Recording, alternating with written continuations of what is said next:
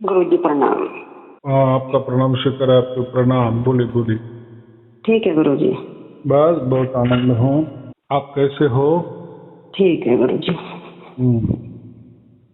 गुरुजी, हम्म। या गुरु पूर्णिमा थी जो गुरु पूर्णिमा थी या जो गई 21 जुलाई। गुरु पूर्णिमा थी। 21 जुलाई। आप आने वाली 21 जुलाई को है। जी हुआ जी गुरु पूर्णिमा।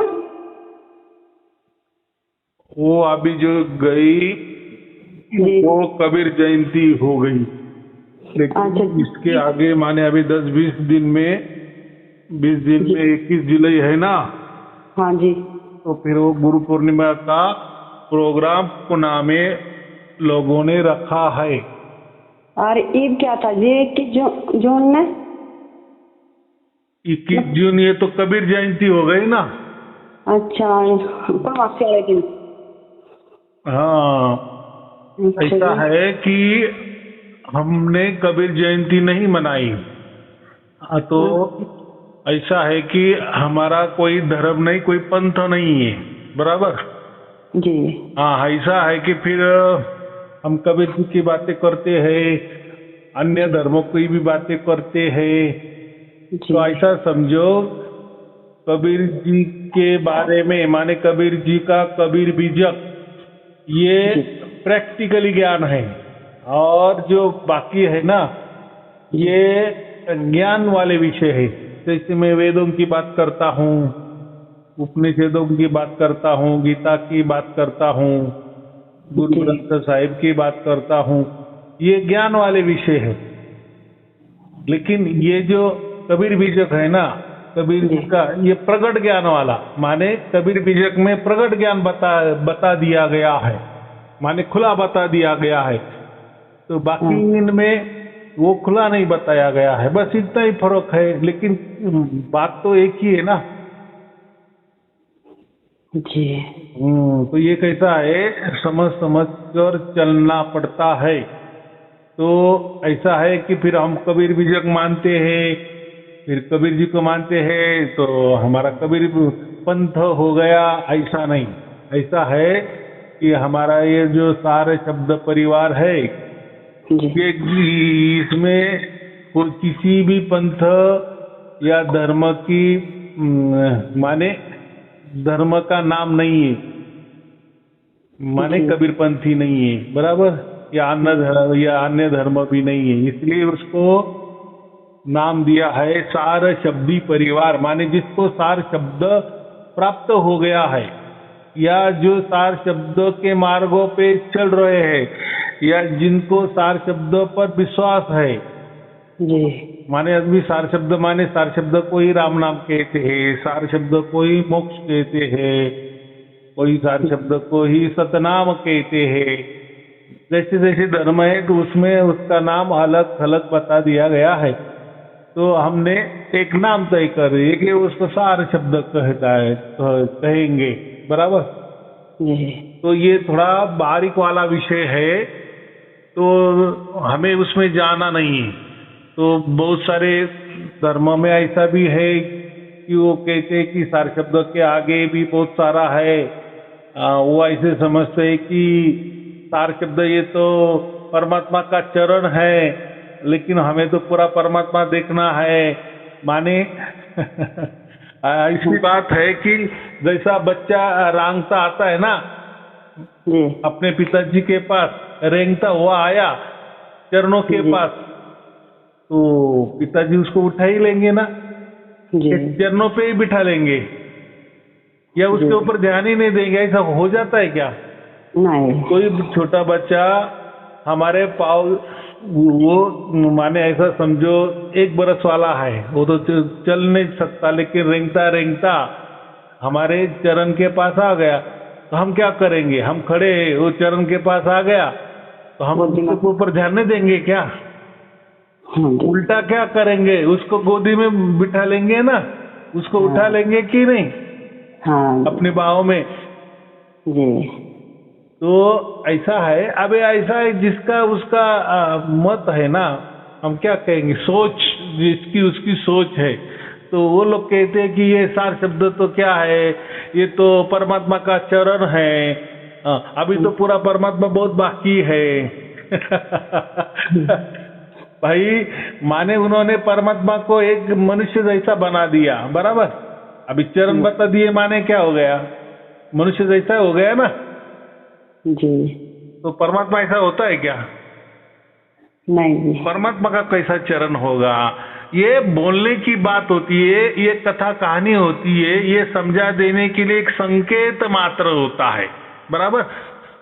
अभी देखो जिसको भी सार शब्द प्राप्त हो गया उसको आगे क्या क्या हो गया, क्या क्या नहीं। तो देखो सार शब्द ये जो है ना, ये हमें किसी धर्म से प्राप्त नहीं हुआ, किसी पंथ से प्राप्त नहीं हुआ, किसी गुरु से प्राप्त नहीं हुआ, बराबर। कोई हमने उसके लिए जाप नहीं किए, अजपा नहीं किए, कोई श्वासों में माला नहीं गिनाई, श्वासों में कोई नाम नहीं गिनाया, कुछ नहीं किया, कुछ नहीं किया, कुछ नहीं किया, बराबर। सिर्फ सार शब्द के बारे में जानकारी लेते रहे, मालूमात लेते रहे, बराबर। अभी देखो सार शब्द देना है नहीं देना है ये तो परमात्मा के हाथों में है ना। हाँ जी, परमात्मा क्या ना गुरु जी। अगर हमारे हाथों में होता तो फिर ठीक है, हमने माला जपी, हमने बहुत सारा नाम जपा, हमने बहुत सारे नाम श्वासों में करे, बहुत सारे ध्यान किए, बहुत सारी साधना की, बहुत सारी भक्ति की, और फिर जाके हमें सार शब्द की प्राप्ति हुई या जो भी हो गया। फिर उसके लिए स्टेप है, हाँ अभी ये आपने सार शब्द प्राप्त किया, अभी इसके आगे आपको जाना है, अभी आप तो चरण के पास आ गए, इसके आगे और परमात्मा बाकी है। तो ये किसके लिए? जिन्होंने माने अपनी ओर से जो चले गए, कोई नाम का जाप किए, कोई श्वासों पे जाप किए, कोई गुरु धारण किए, कोई धर्म ग्रंथ का कोई पठन किए, कोई भक्ति किया, माने जो भी है, जो अपनी तरफ से जाता है ना उसके लिए फिर चरण है, फिर परमात्मा का चरण है, फिर परमात्मा का कमर है, फिर परमात्मा की गोद है, फिर परमात्मा का मस्तक है। फिर वो बात ठीक है, बराबर। लेकिन हमें जो भी प्राप्त हुआ है वो कोई हमारे स्टेप से प्राप्त नहीं हुआ, बराबर। माने हमने कुछ किए और ये हमारे रास्ते से हम परमात्मा के रास्ते नहीं गए, आया समझ में? उल्टा हमारा क्या हो गया कि परमात्मा ही हमारे पास आ गए। क्या हुआ? उल्टा हो गया, बराबर। हाँ। तो अभी उल्टा हो गया माने क्या हो गया कि परमात्मा ही हमारे पास आ गए, परमात्मा ने ही उसके हमें पहचान दे दिया, परमात्मा ने ही हमको उसका अनुभव करा दिया, उसकी अनुभूति करा दी, तब जाके हमें हो गया अनुभव। अरे हाँ, बराबर। हमने कुछ नहीं किया। अगर हमने कुछ किया होता तो उसके लिए स्टेप है कि हाँ भाई आप भी यहाँ तक आ गए, अभी इसके आगे और इसके आगे। तो फिर लोग कहते हैं कि आपका तो सार शब्द परिवार ये तो दुनिया से ऊपर हो गया। बोले ऐसा कैसा परमात्मा आता है और वही सब कुछ सार शब्द देता है और सब कुछ। मैं बोला हाँ जो है वो है, बराबर। अभी लाखों लोगों को सार शब्द की प्राप्ति हो गई है, वो ऑडियो में बता रहे हैं, बराबर। अब इसके आगे क्या होना है, क्या करना है? अगर परमात्मा यहाँ तक आ गया तो आगे तक उसको लेके नहीं जाएगा क्या? अभी क्या होता है, आगे क्या होता है मैं बताता हूँ।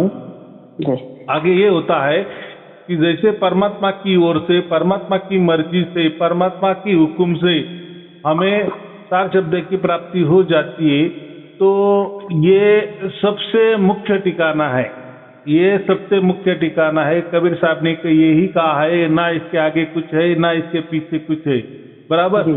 अब यहाँ आपका यह ठिकाना पर पहुंचे तो आप पीछे भी नहीं जा सकते और आगे भी नहीं जा सकते। ऐसा क्यों कहा उन्होंने?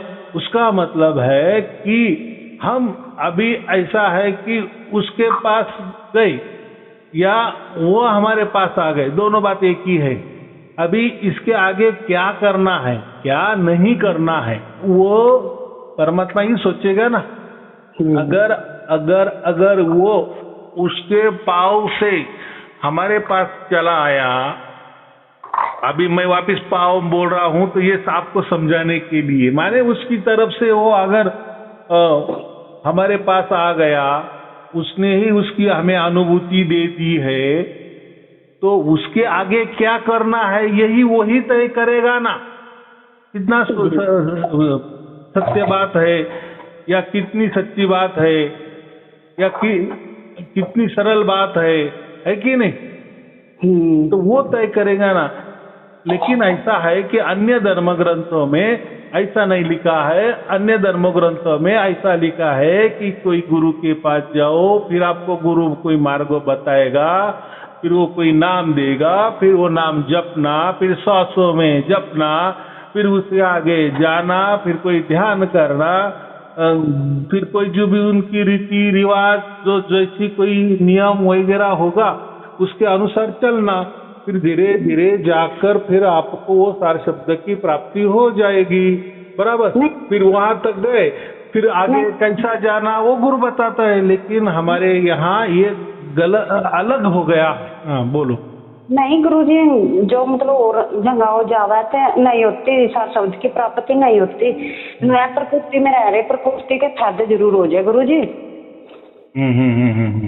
जो मतलब और गुरु है या और कुछ होकर है तो प्रकृति वाले फायदे हो जाए, सारा शब्द की प्राप्ति नहीं होती गुरुजी। वो सारा शब्द की प्राप्ति तो परमात्मा ही देवे अपने आप ही आके। बराबर ना, मैं वही बोल रहा हूँ ना, परमात्मा की तरफ से वो जो हो रहा है, तो आगे भी क्या है क्या नहीं है तो वो परमात्मा ही करेगा ना हमारे साथ। इतना किया तो आगे क्यों नहीं करेगा। हाँ, अगर हमने किया कुछ होता तो बात अलग है, फिर हमें फिर धर्म ग्रंथ ढूंढने पड़ेंगे। अरे यार, हमने तो सार शब्दों की प्राप्ति की, अभी यहाँ तक तो आ गए, फिर आगे कैसा जाना है, फिर हमें कुछ किसी को पूछना पड़ेगा, कोई धर्म ग्रंथ खंगालने पड़ेंगे, कोई हमें फिर मार्गदर्शन करेगा। यहाँ बात ही उल्टी है। इसलिए हम बोलते कि दुनिया में एक हमारा सार शब्द परिवार अलग ही अलग है। इसमें इसलिए किसी धर्म ग्रंथ की सार शब्द जो परिवार में जो चलता है या सार शब्द परिवार जो मानता है, उसका जो हिसाब है, उसका जो कायदा कानून है, किसी धर्म ग्रंथ में नहीं है, किसी पंथ में नहीं है, किसी महापुरुष ने भी ऐसा कुछ कहा नहीं है। बराबर। क्योंकि ये देखो, परमात्मा तो स्वयंभू है ना, परमात्मा की मर्जी चले तो कुछ भी कर सकता है। बराबर। तो परमात्मा उसकी तरफ से भी वो हमें प्राप्त होता है, और दूसरा मार्ग होता है हमारी तरफ से हम परमात्मा को प्राप्त करते हैं, ये एक मार्ग है। लेकिन सब धर्म सब पंथ जो है वो उनमें जो लिखा है वो उनकी तरफ से ही हुआ है, माने हमारी तरफ से परमात्मा की तरफ जाना। बराबर। और हमारा उल्टा कैसा है कि परमात्मा ही हमारी तरफ आता है। और अभी इसमें देखो, अभी इसमें क्या सत्य पकड़ना है और कौन सा किसी का झूठ है, तो किसी का भी झूठ नहीं है और किसी का भी सत्य नहीं है, ऐसा थोड़ी देर के लिए समझो।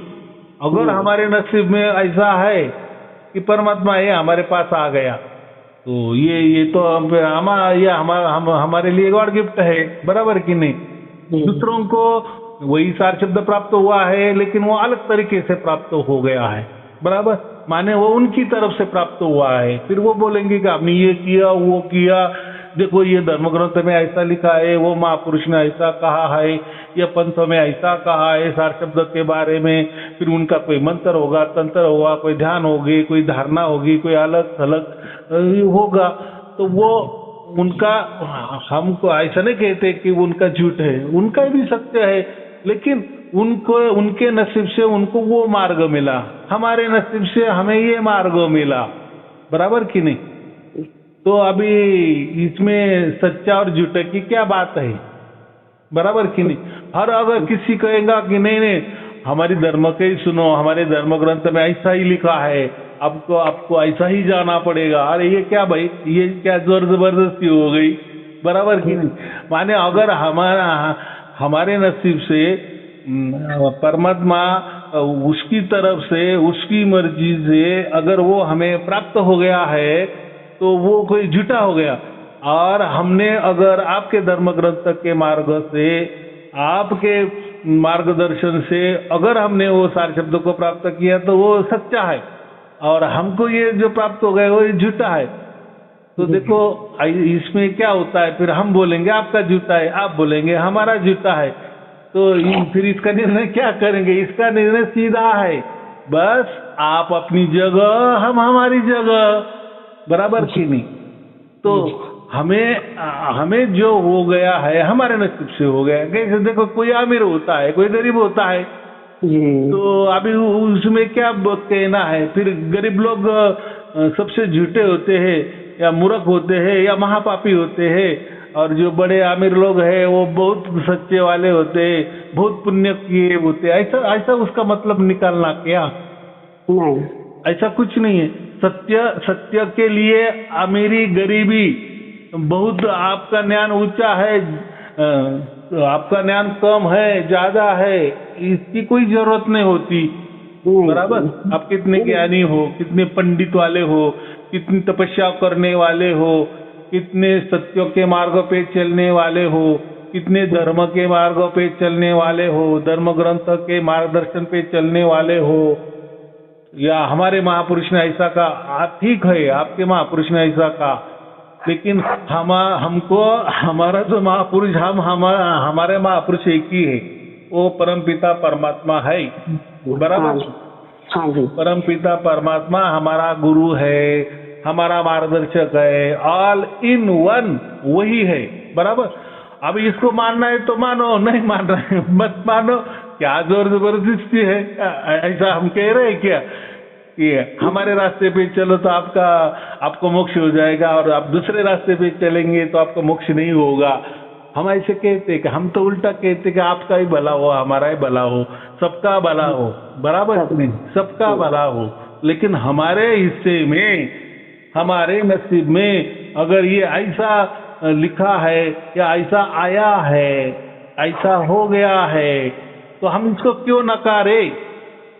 नहीं तो अगर आप वेद पढ़ोगी तो, या मैं भी बहुत सारे प्रवचन में कहता हूँ कि वेदों में तो ये तो सब कुछ लिखा है कि मनुष्य जन्म हमारा मोक्ष के लिए हुआ है, लेकिन उस मोक्ष के लिए क्या क्या नहीं बताया? नहीं, बहुत कुछ बताया, बहुत कुछ बताया। माने इतने कठिन मार्ग बताए हैं कि आपको ये करना पड़ेगा, वो करना पड़ेगा, ध्यान करना पड़ेगा, फिर ये करना पड़ेगा, फिर जाके समाधि सिद्ध करनी पड़ेगी, फिर समाधि सिद्ध हो जाने के बाद, समाधि लगने के बाद फिर परमात्मा आपको अंदर प्रकट हो जाएगा।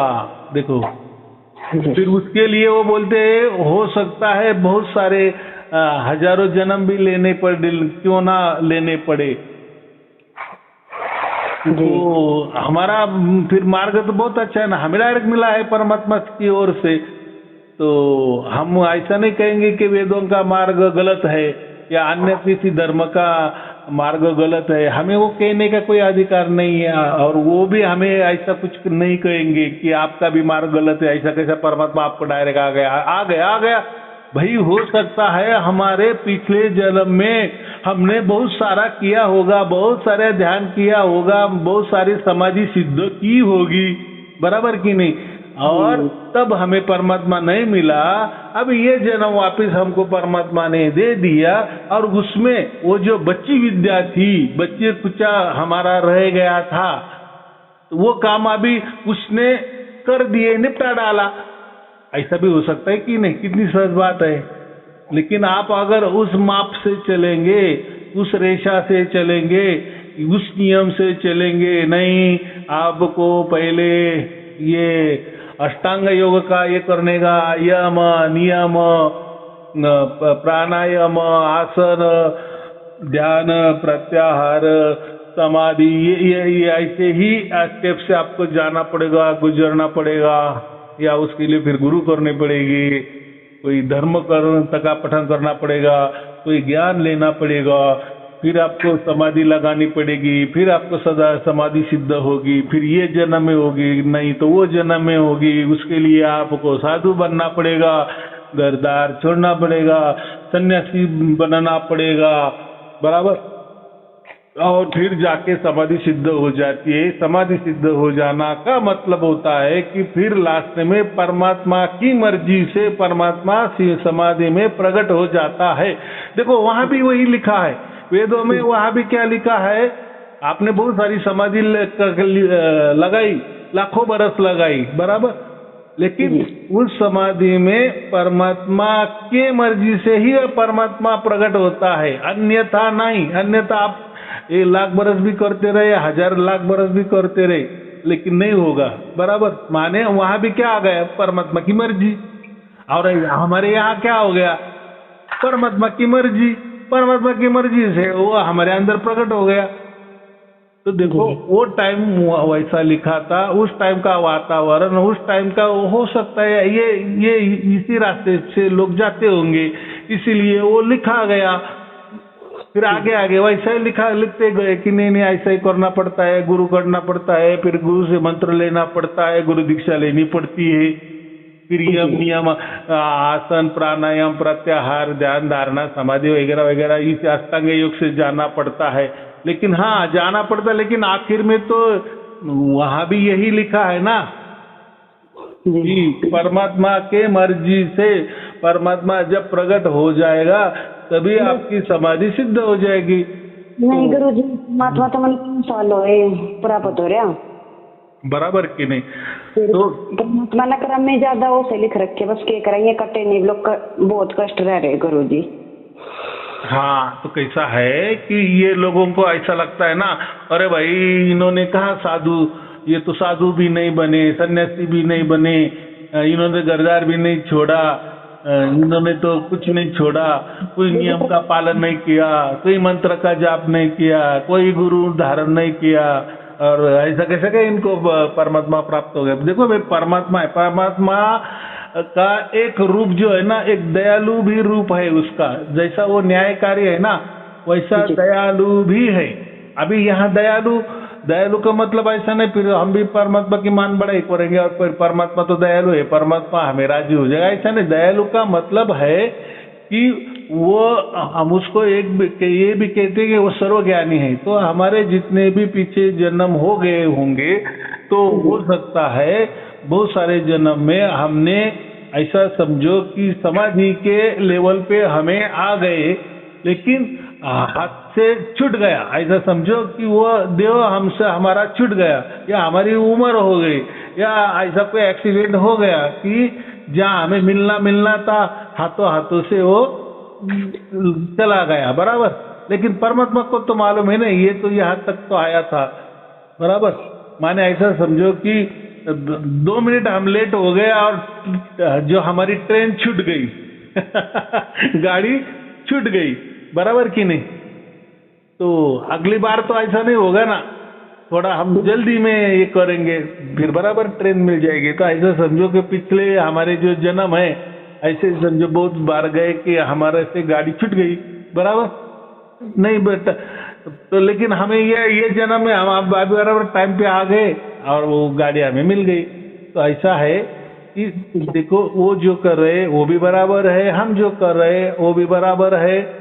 हमारे नसीब से वो आया है, उनके नसीब से उन्हें नहीं वो मिला है, या उनको नसीब से उन्होंने बहुत सारे यातनाएं कुर्बानी दी होगी, फिर जाके उनको मिला होगा। तो वो तो उनको जाने, बराबर कि नहीं, हमारा जानेंगे। हाँ बोलो। हाँ मैं शब्द बताने की कोशिश कर लिया कि कोई नहीं मानता, कोई नहीं सुनता, पर मैं अपने बहुत बड़े परिवार में था, सिर्फ मैं प्राप्त हो रहा बस सार शब्द। मैं तेन कहा मंदिर में जा जी गुरु जी, बस भगवान इसने परमात्मा में साक्षी मान के मंदिर में चले जाऊं और क्या करूं गुरु जी। मगर जैसे करेगा परमात्मा तो ही करेगा, दुख जीव दुखाल्या जीव सुख जीव। उसको हम क्या कहते हैं, शरणागत कहते। आपको तो सार शब्द की प्राप्ति हो गई ना, कोई साल हो रही गुरु जी, बस उसने साक्षी मान के तो जब नहीं बना चिकन जब तेरे बच्चे ने तो मंदिर में नहीं जाती, तो दो तो कहीं जाती, तो मैं परमात्मा ने साक्षी मान के ये परमात्मा जो कर तो रखेगा वो कर रहूंगी, अपना मंदिर में चली जाऊं और क्या करूं, मैं लोगों को दिखाओ के लिए मंदिर में चली जाऊं। मैं यही कह रहा, आपको तो प्राप्त हो गया ना, हाँ जी, कई साल हो बराबर गए की अब। नहीं, बराबर की नहीं। तो अभी दूसरों को हमें क्या बताना है, और दूसरों को बताने जाएंगे तो ये बताने को आ जाएगा क्या? और ये हमारे अनुभूति का विषय होता है, ये हम उसका वर्णन नहीं कर सकते कि मुझे सार शब्द कैसा प्राप्त हुआ। अगर जी। आप कुछ भी बोलने गए ना तो लोग उसका मजाक उड़ाएंगे या उसका अर्थ अलग ले लेंगे, लेकिन जब उनको हो जाता है ना, फिर वो बोलेंगे अरे अभी ये तो मैं मुझे हो गया, फिर उनका विश्वास होगा। लेकिन जिसको प्राप्त नहीं होता ना, तो उनको आप कितना भी बताए ये ऐसा होता है वैसा होता है, तो उनका विश्वास नहीं बैठेगा। और हमें उनसे कोई लेना देना नहीं। हर एक आदमी जो है ना, अकेला जन्मा है और अकेला मरने वाला है। अभी अकेले के हिसाब में जो जो होने वाला है वही उसका हिसाब होगा, बराबर की नहीं? तो हमें प्राप्त हो गया, फिर दूसरों को क्यों नहीं प्राप्त हो रहा है या दूसरों को हम कैसे बताएं, कोई बताने की जरूरत नहीं है। कोई परमात्मा ऐसा नहीं कहता कि मेरा प्रचार करो। माने देखो, जो जितना होगा उतना होगा। आप यही कहेंगे कि मैंने प्रवचन सुने और हो गया मुझे, बराबर। आप भी प्रवचन सुनो। तो फिर लोग क्या करते हैं, कोई लोग होते हैं प्रवचन सुनते हैं, लेकिन फिर वो क्या होता है बीच बीच में, हमारे तो महापुरुष ने ऐसा नहीं कहा, हमारे धर्म में तो ऐसा नहीं कहा, हमारे धर्म ग्रंथ में तो ऐसा नहीं लिखा, हमने तो कभी ऐसा नहीं देखा। फिर इसके लिए जो आप बोलते हैं ना कि हम कबीर विजक का सहारा लेते हैं, कबीर विजक उनके सामने पटक देते हैं, भाई ले लो, देखो इनमें क्या कहे है कबीर जी। अब कैसा है, कबीर विजक में ये बातें स्पष्ट लिखी है कि परमात्मा क्या होता है, आत्मा क्या होता है, ये प्रकृति क्या होती है। उन्होंने खुला खुला सब कुछ बता दिए हैं कि परमात्मा अलग होता है, हम जीवात्मा है, हम अलग है। और ये जो ब्रह्म है ना, ये दिखने वाला, ये जो धोखा ब्रह्म उन्होंने कहा है, माया कहा है ये प्रकृति को, वो भी बता दिए। सब तीनों बातें बता दी गई है। लेकिन कबीर जी की बातें कौन मानता है? कबीर जी की तो ये बाकी लोग कबीर जी को मानते हैं, लेकिन वो आत्मा को ही परमात्मा मानते हैं। तो ये बात हो जाती है ना, फिर गड़बड़ हो जाती है। देखो, लोगों का पूरे दुनिया में 3 प्रकार के लोग होते हैं। एक सब कुछ आत्मा ही आत्मा मानते हैं, अंदर बाहर ऊपर नीचे आत्मा ही आत्मा है, मैं भी आत्मा हूँ, तुम भी आत्मा हो, और सब एक वही है, आत्मा है, यही मानने वाले। दूसरा आदमी होता है वो सब कुछ परमात्मा मानता है, अंदर बाहर ऊपर नीचे बस परमात्मा ही परमात्मा है, ना मैं हूँ ना ये प्रकृति है, बराबर। तीसरा जो होता है वो सिर्फ प्रकृति को मानता है, ना कोई परमात्मा है ना कोई आत्मा है, बस प्रकृति है। ये जो निसर्ग है ना, ये सृष्टि है ना, ये ब्रह्मांड है ना, यही सत्य है। तो इसमें से ये तीनों में से कोई इसमें 2 नकार देता है, तो कोई तीनों को ही नकार देता है, तो कोई इसमें से एक ही लेता है, कोई इसमें 2 लेता है, तो किसमें ये इसमें जो 2 लेता है तो तीसरे का आधा भी लेता है। तो ये सब गड़बड़ होते है। उसको तो हम कहते हैं अद्वैतवाद, द्वैतवाद, त्रैतवाद, ये जो वाद वगैरह है ना, विशिष्टवाद। तो विशिष्ट अद्वैतवाद, विशिष्ट द्वैतवाद, तो ये ऐसे सब कुछ पड़े हैं, बराबर। अभी देखो, अभी इसमें क्या होता है, एक सिर्फ परमात्मा को मानता है तो वो अद्वैतवाद में आ जाता है। क्या बोलता है? अद्वैतवाद में परमात्मा को मानता है, लास्ट में घूम फिर के वापस वो ऐसा समझो खुद के ऊपर ही आ जाता है और खुद को ही परमात्मा मानने लगता है, बराबर। और ये जो द्वैतवाद में जो होता है ना, एक बोलता है कि हम जीवात्मा है और एक परमात्मा है, और बाकी जो सृष्टि वगैरह ये सब बकवास है, माने कल्पना है। तो ऐसे भी मान्यता वाले हैं। तो इसमें ऐसा है कि कोई ज्ञान मार्ग पे चलते हैं, कोई भक्ति मार्गों पर चलते हैं, कोई कर्म मार्गों पे चलते हैं। माने भगवान को पाने के लिए तीनों की लोग बात करते हैं। कोई बोलेंगे मैं ऐसा कुछ कर्म करूंगा, सत्कर्म करूंगा, निष्काम कर्म करूंगा, या कोई ऐसे लोगों उपयोगी काम करूंगा, लोगों के लिए काम करूंगा, समाज के लिए काम करूंगा, देश के लिए काम करूंगा, कर्म करूंगा, उससे मुझे मोक्ष मिलेगा, यही लोग वो है। तो कोई लोग बोलते हैं मैं भक्ति करूंगा, भक्ति में क्या होता है, वो भक्ति को जैसे भक्ति मार्ग है ना, अभी तो सध्या ये लेटेस्ट स्थिति में भक्ति मार्ग का ज्यादा शोर है, जोर जोर से मंत्र का पढ़ना, राधे राधे बोलना, हरे रामा हरे कृष्णा बोलना, ये सब भक्ति वाले हैं। माने कोई तो भी वो दिखाते हैं कि कोई तो भी सामने मूर्त है और वो मूर्ति को पूजा करते हैं, उसको भक्ति मार्ग कहते हैं। माने एक मूर्त में हो गया परमात्मा और एक जो हम है जीवात्मा, बाकी वो नहीं मानते। हाँ, और ये जो राधे राधे वाले है ना, इनका तो थोड़ा अलग है। ये ऐसा समझो कि ये जो परमात्मा होता है, जो श्री कृष्ण जी होते हैं या कोई अन्य राधा होती है या कुछ भी, ये इनको आत्मा मानते हैं। क्या मानते हैं? आत्मा। उनको आत्मा मानते हैं और खुद को जीव मानते हैं। जीवात्मा नहीं मानते, जीव मानते हैं। तो जीव वो आत्मा की पूजा करता है, तो इसलिए वो बोलते हैं कि वो भक्ति पूजा हो गई, उसको ही वो भक्ति मार्ग कहते हैं। तो भक्ति मार्ग में आपको ये समझना है, ये जो भक्ति मार्ग का जो चलता है ना, भजन पूजन कीर्तन करते हैं, बड़े बड़े आवाज से शोर शराबा करते हैं, भक्ति मार्ग जो हम कहते हैं ना, बड़ा बड़े जप करते हैं, बड़े बड़े मंत्र का जाप का पठन करते हैं, कीर्तन करते हैं, भजन करते हैं, पूजा पाठ करते हैं। तो ये लोगों की धारणा ऐसी होती है कि उनके लिए जो श्री कृष्ण होगा, राधा होगी या जो भी मूर्त होगी आगे, तो वो उनको आत्मा मानती है, बराबर। और खुद को वो जीव मानते हैं, जीवात्मा नहीं, जीव, खुद को जीव मानते हैं। और फिर वो जीव वो आत्मा की पूजा करते हैं। उनके लिए बस यही भक्ति मार्ग हो गया। और वो बोलते हैं कि बस अभी वो आत्मा को पाना, माने वो जो श्री कृष्ण जी है उनको पा लेना, माने वो जो कोई धर्म पुरुष है उनको पा लेना, माने हो गया, मोक्ष हो गया, वो ऐसा मान लेते हैं।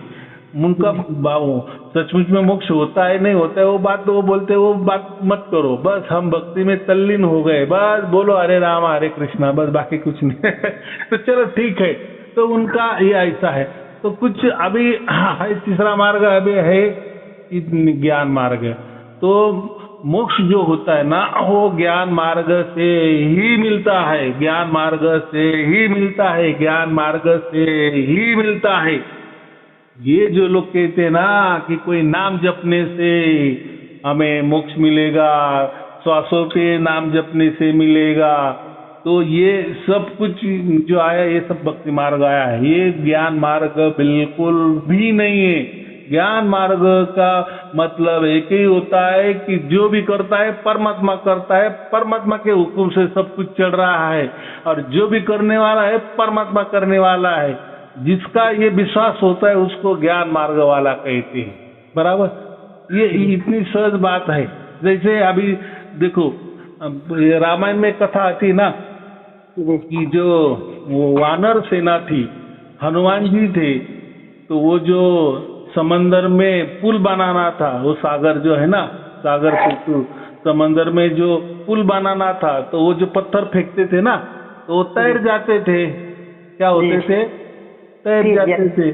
तो फिर हनुमान जी की जो वानर सेना है उसमें राम लिखती थी, और वो राम के नाम से वो पत्थर फेंकते थे, तो वो बोलते तर जाते थे।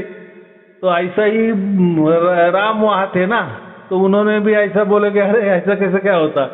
तो उन्होंने क्या किए कि ऐसा वो पत्थर लिए और उसके ऊपर राम लिखा और वो फेंक दिया जी, लेकिन उनका डूब गया। अभी आप बोलेंगे तो ऐसा कैसा? अगर जो वानर सेना है या जो हनुमान जी है, वो अगर पत्थर पे राम लिख रहे हैं, तो उनका जो पत्थर है वो तैर जाता है समंदर के ऊपर, बराबर।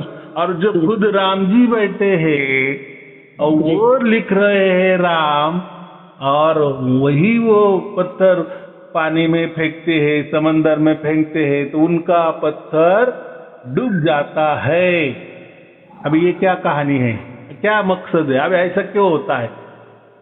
तो इसका सीधा मतलब है जो सार शब्दी है उनके दिमाग में आ जाएगा। देखो हनुमान जी जब लिखते हैं ना तो उनके लिए राम कोई तो भी अलग है या सामने वाले राम है, ऐसा समझो थोड़ी देर के लिए। जी माने वो खुद को राम समझ रहे हैं क्या उस टाइम? जो हनुमान जी पत्थर पर राम लिख रहे हैं तो वो खुद को राम समझ रहे हैं क्या? नहीं समझ रहे ना। उनके लिए कोई नाम राम अलग है ना।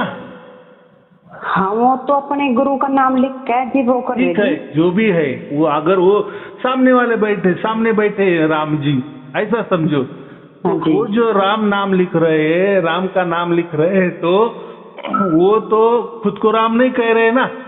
उनके हिसाब से तो माने जो राम है वो अलग है, ये तो समझ में आएगा ना। इसलिए वो राम लिख रहे। माने उन्होंने जब राम लिखा तो उनके मन में यही भावना है ना कि राम मुझसे अलग है, मैं राम नहीं हूँ, बराबर कि नहीं? और इसका उल्टा राम ने क्या कर दिया कि मैं ही खुद राम हूँ, इसलिए उन्होंने राम लिखा तो उनका पत्थर डूब गया। आया समझ में? जब भी ये वानर सेना राम का नाम लिखती थी तो उनको मालूम है कि हमसे राम अलग है, बराबर। माने परमात्मा कोई अलग होता है, हम परमात्मा नहीं हो सकते, बराबर। इसलिए वो राम का नाम लिखते थे तो उनका पत्थर तैर जाता था। और जब जो राम थे उनको तो अहंकार आ गया थोड़ा सा, अरे मेरा नाम लिख रहे हैं और पत्थर तैर रहा है, चलो अभी मैं तो खुद तो राम हूं ना। और फिर उन्होंने राम लिखा उनके हाथों से, वो पत्थर डूब गया। माने जब भी कोई खुद को परमात्मा कहेगा, सोचेगा, मन में भी लाएगा कि मैं ही आत्मा हूं, मैं ही परमात्मा हूं, यह आत्मा ही परमात्मा होता है। जब जो भी आदमी ऐसा करने लगता है या बाद में कोई गुरु होता है ना, वो खुद को परमात्मा मानने लगता है तो उसकी नैया डूबती ही डूबती है, डूबती ही डूबती है। देखो अभी जो भी अभी ये संसार में जो भी कुछ बड़े बड़े गुरु लोग हैं वो सामने लाओ, उन्होंने क्या किए और अभी उनकी हालत क्या है? ऐसा क्यों हो गया? वो कोई गलत काम करते थे, उन्होंने लाखों शिष्य जुड़े, करोड़ों शिष्य ये किए, अच्छा काम कर रहे थे, लेकिन फिर क्या हो गया?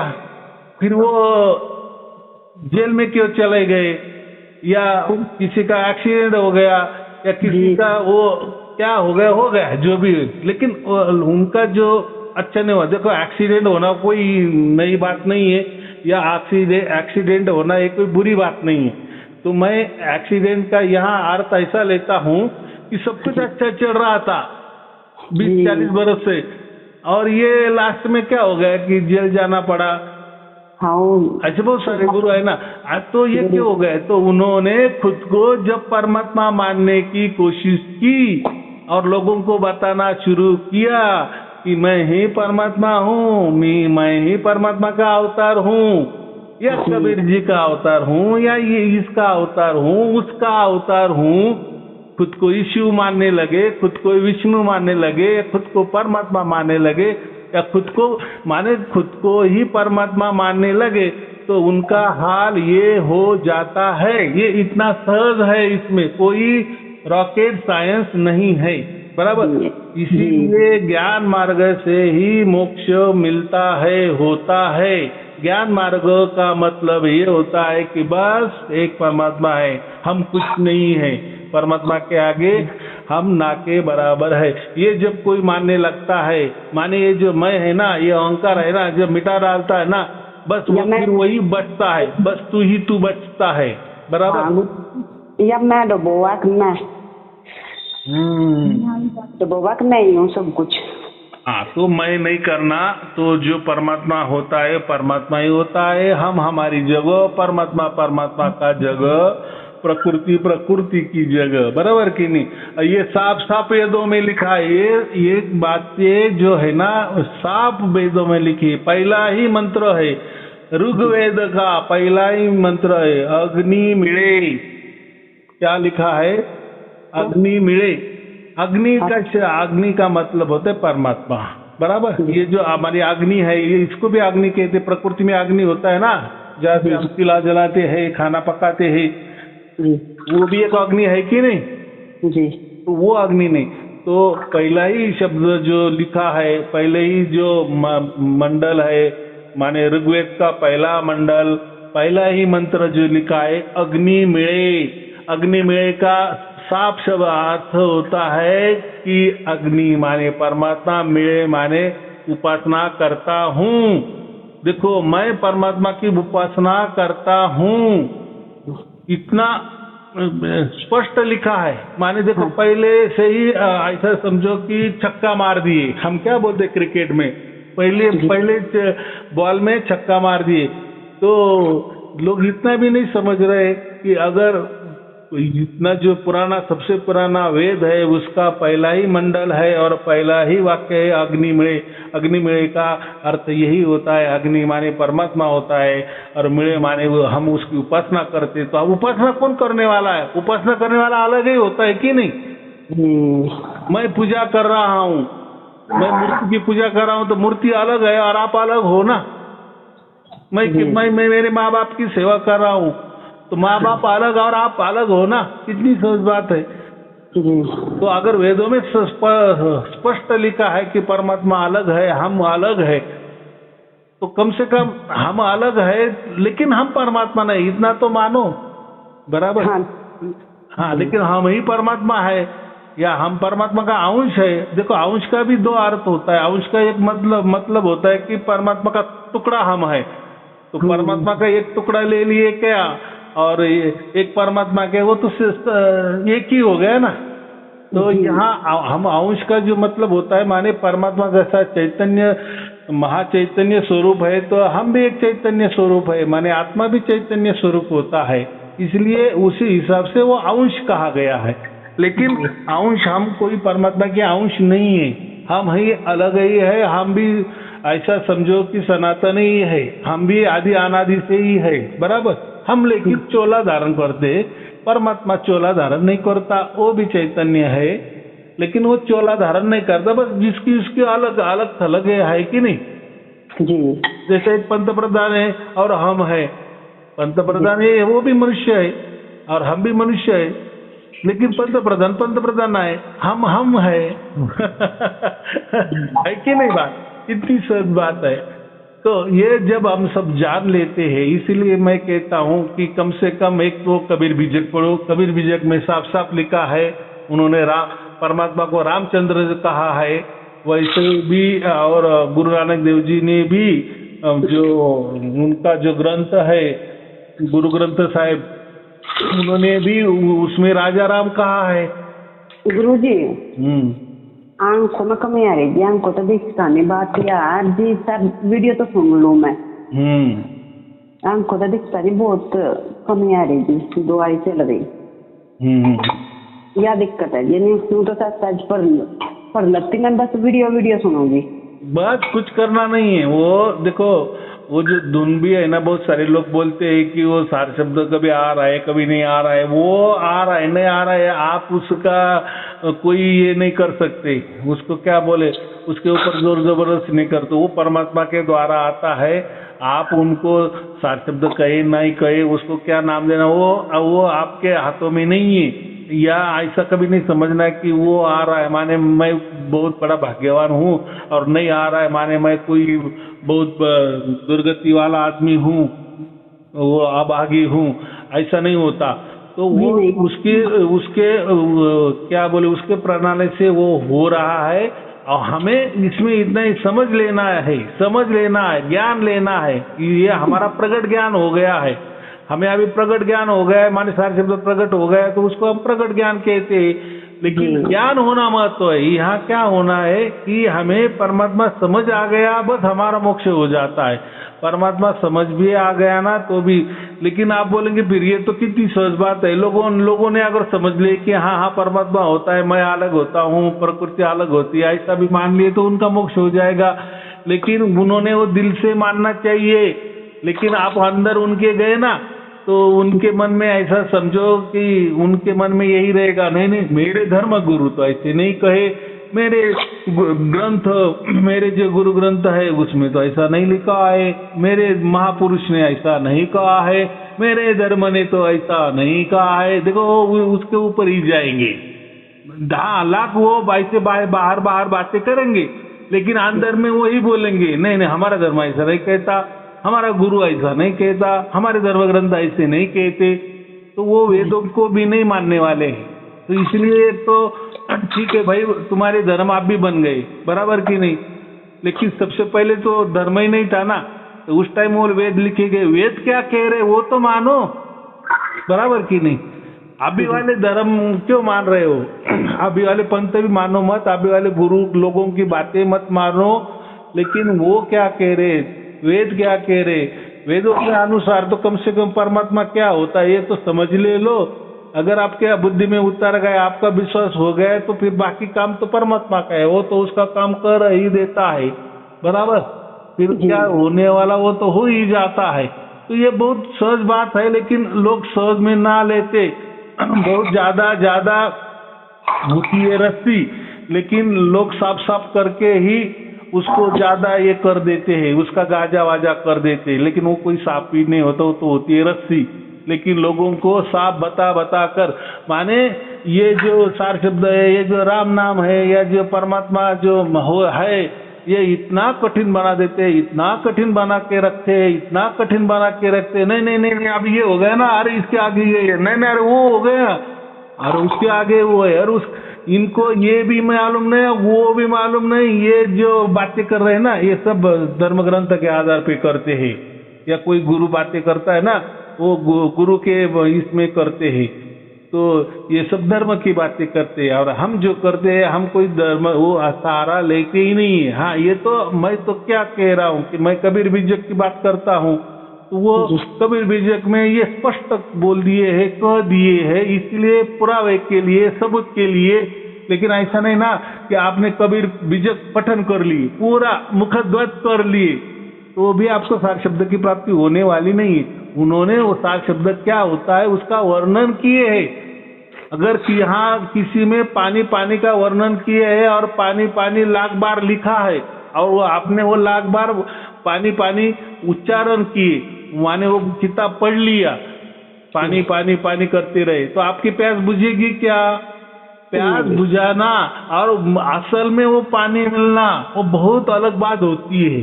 तो इतना ही कहना है कि कबीर बीजक में कम से कम साफ कहा दिया है कि परमात्मा क्या होता है, सार शब्द क्या होता है, राम नाम क्या होता है। मैंने वही कहा ना कि कबीर साहब ने उस राम नाम को रामचंद्र कहा है, उस परमात्मा को रामचंद्र कहा है।